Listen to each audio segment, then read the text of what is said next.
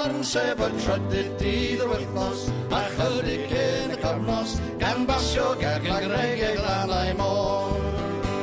Daeth diwrnod i ffarwelio a gan wlad y Cymro, gan sefyll a hendir y werddon las. Fe gododd gwynt yn arthol yn môr ei donnau rhythrol, gan olchi dros ein llestr anwyr glas. Dewch Cymru lan i'w rando ar ein can, fel mi fardaeth rownd yr horn sef y trydydd dydd yr wythnos, a chydig cyn y cyfnos, gan basio ger greigiau glanau môr.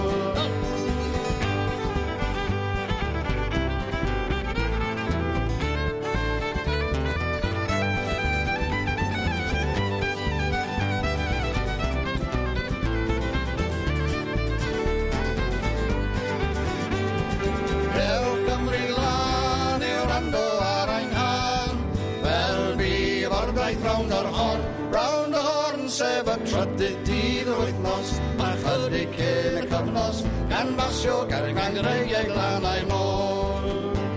Rwy wedi mynd y dŵad mewn llongau harddau gwelad, dyma'r wyrgws benag efo'i sydd. Does yma ddim i fwyta'r ond boi sydd lan yn breichiau, o calon wy a chwaidio bod yn bryd. Dewch Cymru lan i'w rando ar ein can, fel di fordaeth rownd yr horn sef y trydydd dydd y wythnos, a chydig cyn y cyfnos, gan basio ger greigiau glanau môr.